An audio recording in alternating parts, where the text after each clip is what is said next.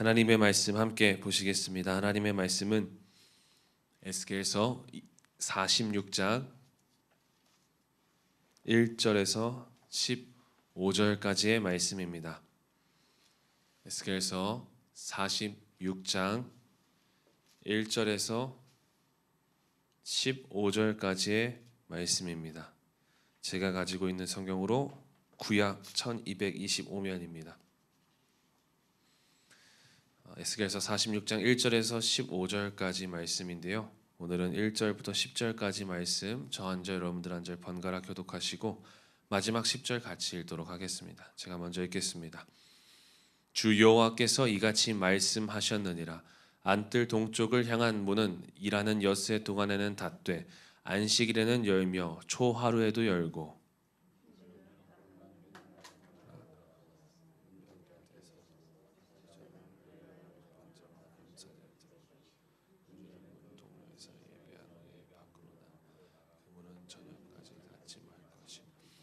이 땅 백성도 안식일과 초하루에 이 문 입구에서 나 여호와 앞에 예배할 것이며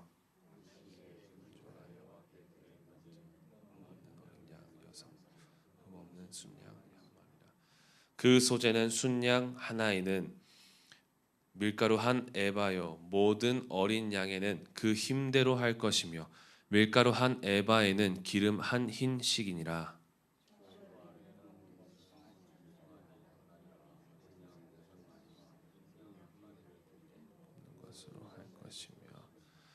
또 소재를 준비하되 수 송아지에는 밀가루 한 에바요 숫 양에도 밀가루 한 에바며 모든 어린 양에는 그 힘대로 할 것이며 밀가루 한 에바에는 기름 한 흰씩이며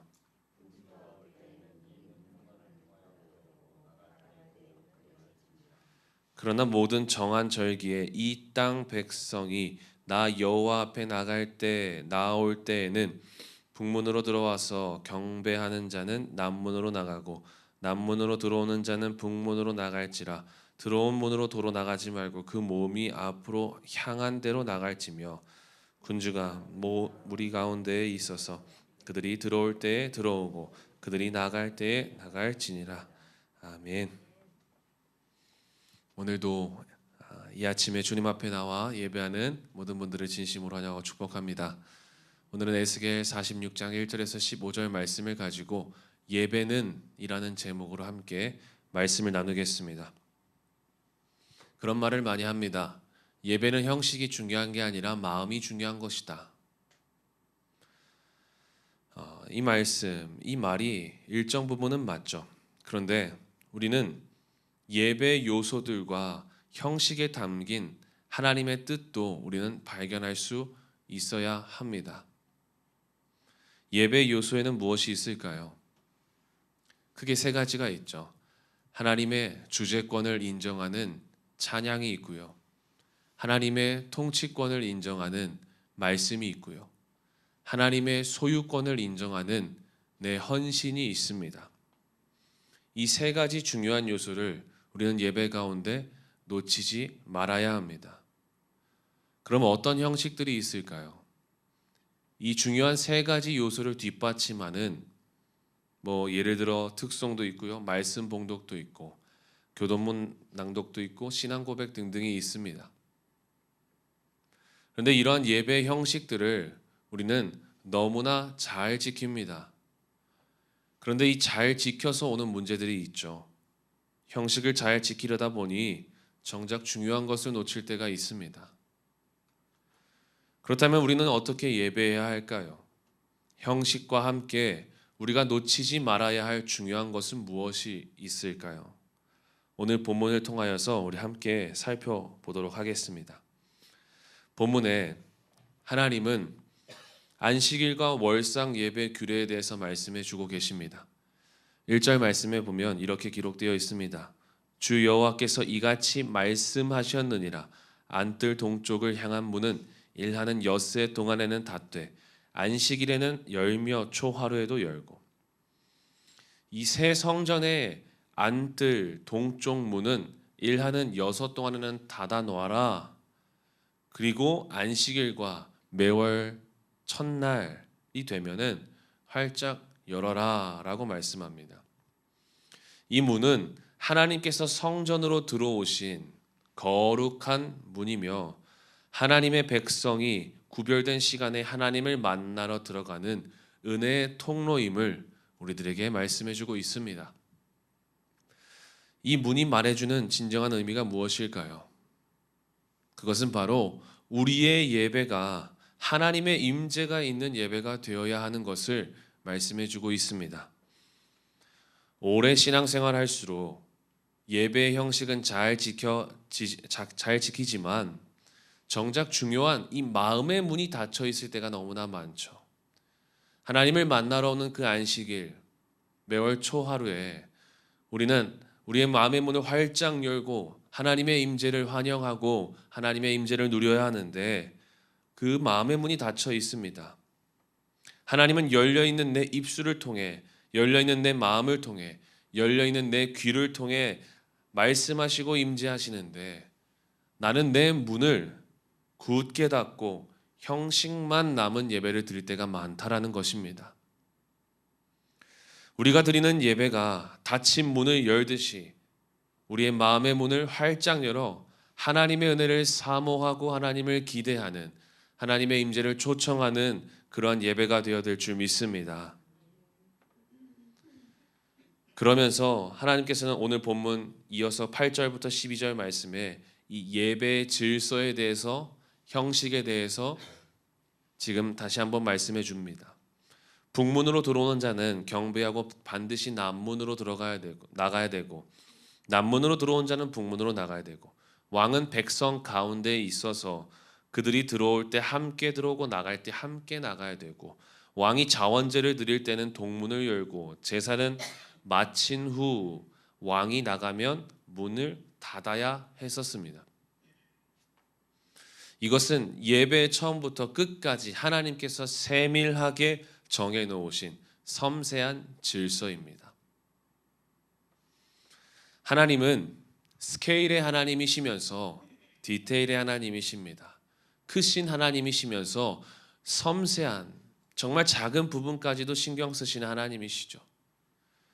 창조주이신 하나님께서 피조물이면서 먼지만한 우리 마음까지도 살펴주시는, 내가 뭐라고 그 크신 하나님께서 우리의 마음, 이 작은 마음까지도 살펴주시는, 우리의 작은 이 삶까지도 살펴주시는 정말 디테일한 하나님이시죠. 지금도 우리 몸이 질서 있게 작동하고 살게 하시도록 창조하신 섬세한 하나님이십니다. 그런 하나님의 섬세한 질서와 규례를 인정하는 것이 바로 온전한 예배입니다. 하나님께서 정해주신 이 질서들, 그 섬세하신 그 하나님을 우리가 인정하고 하나님의 이 디테일들을 우리가 인정할 때에 우리는 온전한 예배를 드리는 것입니다.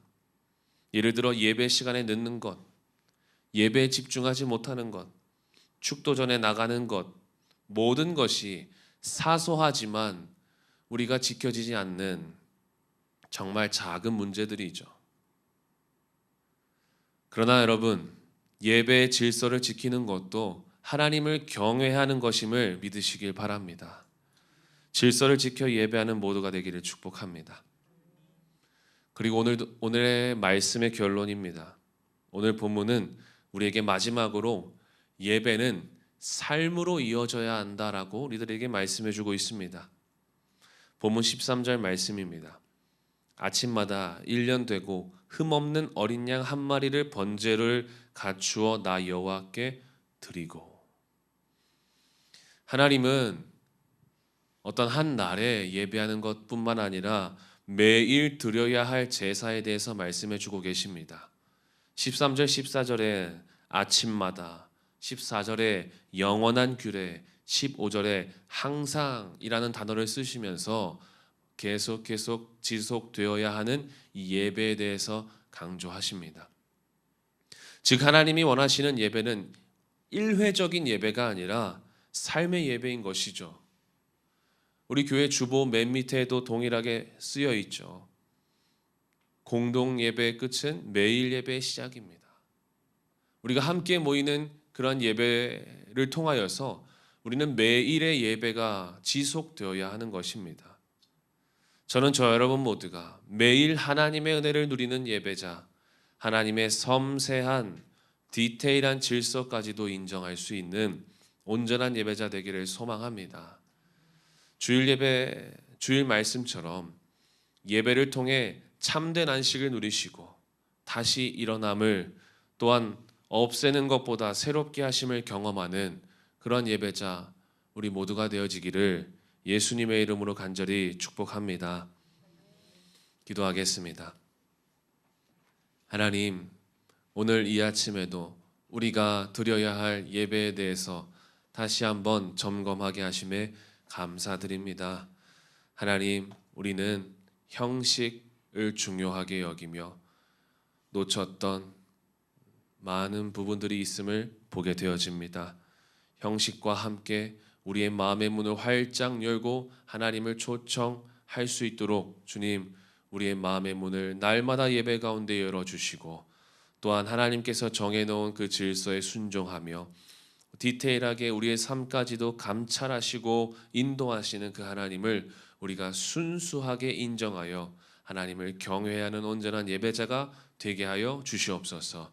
무엇보다 공동의 예배를 우리가 드리고 그 이후에 우리의 삶 가운데 매일매일 드려지는 예배자의 삶이 되어질 수 있도록 주님 우리와 함께하여 주시옵소서. 오늘도 가지고 나온 기도의 제목들이 있습니다. 하나님, 오늘도 간절히 구하는 모든 기도의 제목들 외면하지 마시고 오늘도 우리가 드려지는 이 기도를 통하여서 하나님의 영광이 드러날 수 있도록 도와주시옵소서. 예수님의 이름으로 기도하였습니다. 아멘.